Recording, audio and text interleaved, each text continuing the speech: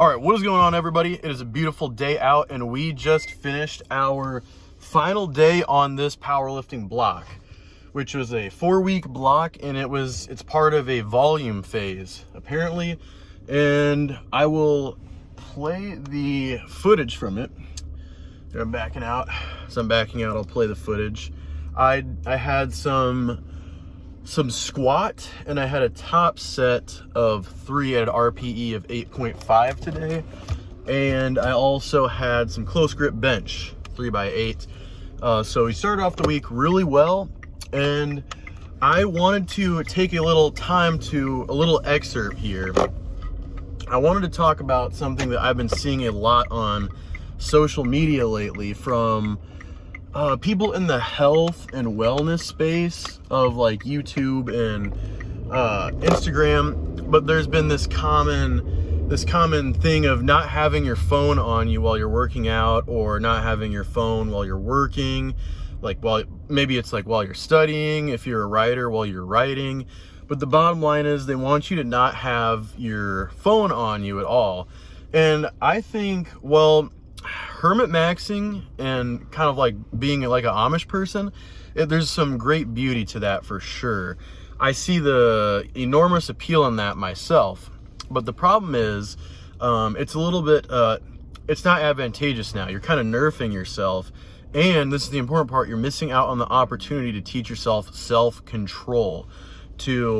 And because the reason for this is everybody wants to focus more. Like, nobody can focus now. Everybody has, the attention span of a worm, and like nobody can be dialed in. But do you think by just eliminating everything that could distract you, you're going to get better at dialing in? No, you're just going to find a new distraction. You need to get better at turning the dials in your brain so that you can have discipline on when you're going on your phone, what you're doing when you check your phone. Because what if your grandma's been pinned down by a car, and you don't know that because you don't have your phone on you, because you're such a daffodil, you can't possibly work out with a phone in the room, otherwise you'll get stuck scrolling. And there are many other instances like this. Like, some people put time limits on their phone and stuff, but just learn better time management. You're nerfing yourself. And by the way, all these people in the health and fitness space that give this advice, they have good intentions. They're not trying to make you ill-informed troglodytes.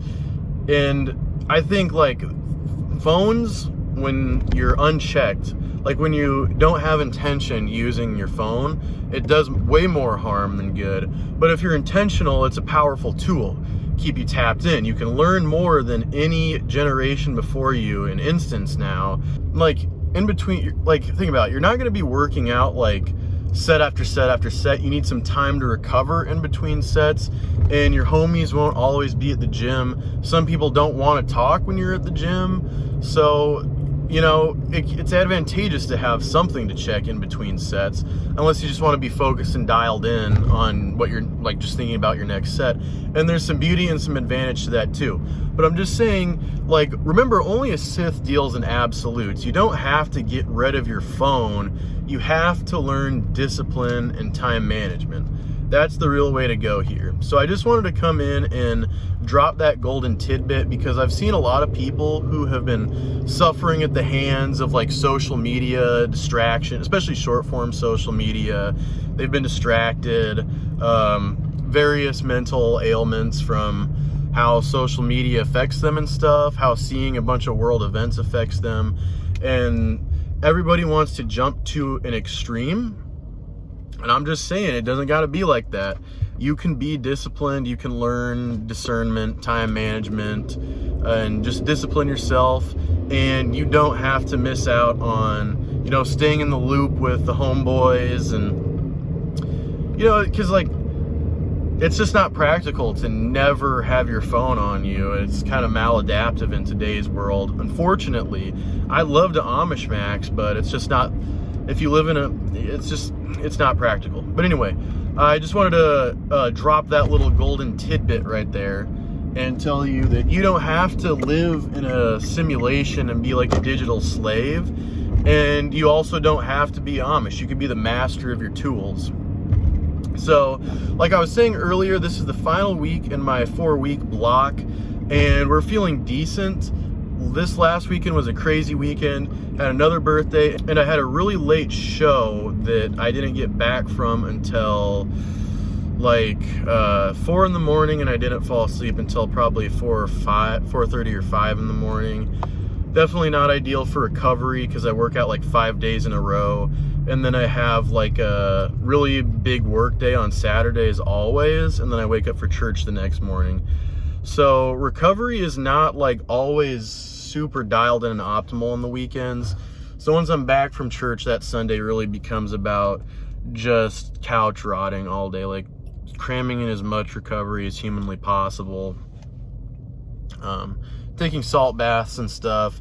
Salt baths are a huge cheat code in recovery that I've found personally, especially salt baths where I'm like not really thinking about anything in there. It's a little more meditative. But yeah, that's enough of me rambling. That's enough of like the Sam Solik car talk. Tomorrow we got some chest. I'm gonna be showing you guys like all of my top sets of my compound movements and maybe some footage of other fun exercises. I'm just gonna be kind of vlogging throughout this whole week, the whole process of this final block, and anything else interesting as it pertains to fitness this week. Maybe I'll think of another golden tidbit to drop you guys. But in this Stronger by the Day series, I want to incorporate some information, you guys, like not just entertainment, not just day in a life, not just like watching somebody else have fun and get stronger, but in every episode I want some takeaway for you guys. I want you guys to have some knowledge from, someone who's been lifting for 9 years now, which probably isn't that long in retrospect, but just some golden tidbits and a change of perspective you might not have had yet. Maybe reevaluate what you're doing, learn some things you could be doing additionally well, and some things that maybe need some improvement. So yeah, and then maybe we'll start commentating on some stuff in the fitness industry. Alright, so fast forward to our second day of this final week on the first block of our training program. That's a lot to say, but we had a heavier bench workout, and this was at an RPE of 8.5, I believe. We took 274 for 4 reps, and then we had a drop down of 255, 3 sets of the same rep range. We had some dips and some triceps and some lateral raises that we did not record on camera. And then we also had this new protein bar to try out from one of my favorite brands right now, and I'll get into that more later. But that first Tuesday workout went pretty smoothly, but during the lateral raises I did feel something strange, like a little tickle in my chest, and I also cover that a little more in the video. It kind of became a slight scare throughout the week, but anyway, this is Wednesday. It is our third day, and it is pretty much a traditional pull day. Starts with some deadlifting. I forgot what the RPE of this was, but this is kind of an active rest day in my programming, and also just a little bit of technique work on the deadlift. You can see it's not too heavy. I think I busted out a set of 320 for 4 right there, and then did some pull-ups and some rows, 2 sets of AMRAP pull-ups, and then 2 sets of, I believe, 8 on the rows, on the seated rows. And the seated rows I definitely went too heavy on. The program as a whole, the only thing that I kind of miss intensity on is back. So I really try to hammer out this. I know this is a really bad angle for the pull-up. Actually, for both of these, it's kind of a bad angle. Recording in the gym is still an adjustment for me. It's something I don't naturally feel super comfortable doing, but we'll get there. But I really tend to, I don't want to say ego lift, but I definitely push it the hardest on this Wednesday for my accessories, because my back is what's kind of getting neglected. And back is usually what gets neglected when you're powerlifting. Back and biceps typically, because you have heavy pushing, heavy chest, shoulders, and triceps with the bench. And then your legs get a ton of effort with the deadlifting and squatting all the time. So your biceps and your back are generally what kind of need some love. I know some people say that deadlifting builds the back a lot. I would find that even if it does, I like the shape and the width my back had when I was doing a lot of pulling. So I just try to really bring it there. I'm going to trust my coach entirely, but I'm just going to really bring the intensity on those back accessories because I want my physique to stay balanced. All right, so this is our second to last day of the block, and this is our push day. And I'm a little nervous because my chest is feeling like a little pinchiness right here, like a little twingy, shifty pain. And that's usually not like a great sign, I don't think. So we're going to kind of ease into it, and I'm going to have literally probably the best protein bar out there right now. This is like, I talked about this last week. I'm not sponsored by this brand at all, but this is the new chocolate version, cacao anyway, the new cacao flavor, and they added protein to it. So it's got more protein now, it's got collagen in it. That's why I'm having it right now. And it'll be a little bit of pre-workout energy too. And I'm gonna have this on the way to the gym. We're gonna warm up on the elliptical, and then I'm gonna hit it. And I got 3x4 at I think a 7 RPE today, and then I have a single of bench at the, and this is bench we're talking about, and I have a single at the end of a 9 RPE. So that's almost a max. And if my chest was feeling 100%, I would like to go for 315 a day. But since we're not 100%, I might only do 305. We might hold off a little bit. I don't know. But I'm gonna have this protein bar. The air quality is pretty bad today. It's cloudy. This protein bar is literally so good. It tastes like a certain kind of chocolate donut. It kind of tastes like the chocolate donuts you get in those like bags that also have the white powder donuts at the gas station. It's super good. Starting off, we got 3 work sets of 265 for 4 reps, and I think that is an RPE of 8 or 7.5, one of the two. And then we have our single of 1 at RPE 9, which I won't spoil yet what intensity we went with. Now, this did not exacerbate the tickle feeling I felt in my left pec, which I'm very thankful for. But my chest was really sore after this workout. All right, as you can see here, we got 305. We didn't go for 315, but it was a pretty smooth 305 rep, I will say, and we had a nice pause on there too. Then we kick up the 90s. This another pretty bad angle on my part. You can barely even see. You can't even see the dumbbells in this. You can barely even see my arms in this angle. You can just see like my tense hamstrings. And this is like 3x6, and then we got some more triceps and some chest flies, and that pretty much concludes our day 4 on this first block. All right, so the workout didn't go too bad. I got 305 for my single. The pinchiness, it did stay kind of sus, and we just kind of minded it. I really just took my time and made sure I was recovering in between sets, and that seemed to, I mean, I'm not injured, so we got through week 4 of block 1, and we're injury free. The tickling did not, it's not like, you know, tickling, but the tickling sensation in my left pec, it didn't go away, but it didn't get worse, and we didn't get injured. So also, I'm just gonna move this. I really gotta find, I gotta get like a car tripod or something of the sort. But yeah, tomorrow's gonna be our squat and deadlift day. And then I also have back hypers and leg presses. In addition to that, I'm gonna go home, I'm gonna have a shake, and I'm gonna do a salt bath, which is a key component to my recovery. So as somebody who struggles to get 8 hours of sleep every single night while doing a lot of athletic activity, it's good to be supplementing rest in any way you can. Like, you should prioritize your life around Christ and around getting sleep. You can't be you without sleep. And if something's preventing you from getting enough sleep, get it out, get more sleep. Sleep is so important. But if you are a person who physically can't get enough sleep, like your body limits you, you cannot stay asleep, then there are things you can do and should do to supplement rest here and there, and that's what salt baths are for me. And I'm going to take you guys through what a salt bath looks like for me, and it kind of give you a rundown on that whole thing, because it's kind of like my little treat, my little downtime for the day. It's very meditative for me. If you don't sleep, it's good to have a segment of time where you're not really thinking about anything, where you're not really, pushing yourself athletically, where you're just still and restful. And then if you don't get a lot of sleep, everybody knows it's not good for your immune system. And so your immune system is a little bit weaker when you're not sleeping, and hot baths, being in hot water, is actually better for your immune system. But you just have to make sure, for the fellas, that you are applying some coldness to your gonads, so that you don't, kill your sperms and stuff, and all that jazz.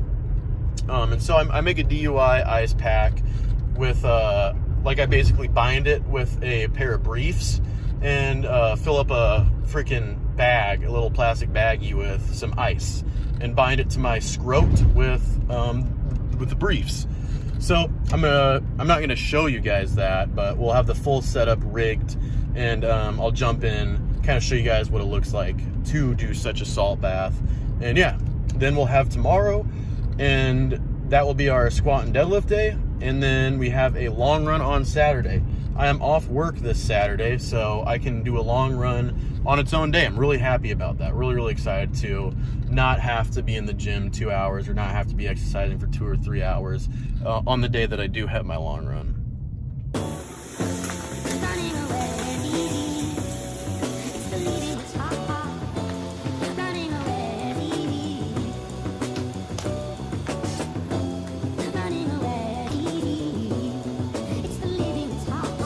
Last day on the block, last day of the week, last day of the block, and it is our basically just whole entire lower body day. And this is a pretty hard day for the lower back, I should say. It's really just lower back day. And we have 335 here. We're taking it for a set of 3 at an RPE of 8.5, I'm pretty sure. And you could just see like some of the roundness in my spine here, and especially in the next set, because it's already pretty tired from this set. So it's just kind of like that look of a cat that is stretching, like that stretching cat back position. And I don't like that. I have a really long spine, especially for my height, so it kind of makes deadlifting awkward, especially like traditional, like conventional deadlifting makes it kind of weird. Yeah, look, like right there, that's some extreme arch. As I'm voicing over this right now, my back feels completely fine, but there was some soreness, some pressure there. But anyway, this is now 315 we have in the bar. We take it for 3 sets of 4, and man, I could tell you, when I've been training in the past, I only used hook grip for like heavy singles, basically. I never ever did multiple reps of hook grip. It's brutal, really hurts my thumbs. It's going to be a big adjustment for sure. They're going to end up probably becoming thumbs of steel or something. Hopefully that over being brittle thumbs. And then we have ascending squats. This is our top set, 4 reps per set. And we topped out at 305, and I can tell you it was really hard to perform these squats with the lower back fatigue I had this workout. The knee sleeves are really nice though. Then we have 3 sets of 8 leg presses. This is probably the best angle I got for accessory work all week, and it was on something as simple as leg press. The calves are looking pretty good right here. I have never really been a big leg press enjoyer, so this actually felt kind of good to just lay upside down and just press up with my legs. Then after this, off camera, we got 2x15 back hypers. Alright, so that officially concludes our first week of the block. So far it was way more volume than I'm used to. It was exhausting, and my lower back is definitely feeling pretty worn down. But other than that, it was fun. It feels nice preparing for something, athletically important. That competition component. I'm not just a freelance lifter right now, not just like an ego lifter in the gym, but I actually have a plan now. That is awesome. So I am pumped to be moving on to the next block, and there hopefully will be less volume. I think ideally, like, we steadily transition from volume and then in building muscle into like a sort of strength focus where it's less volume and really high weight and just getting good at moving that weight. But thank you guys so much for watching. I hope you guys enjoyed this video. Next week's video will not be a Stronger by the Day episode, but it will most likely be a much more serious video, probably the most serious video on the channel. It'll be really crazy and also the most important video on the channel. So you don't want to miss that, but it will be a lot different. It'll be a different vibe for sure. I can promise that. And I love you guys. God bless y'all. Peace out, and I'll see y'all next time.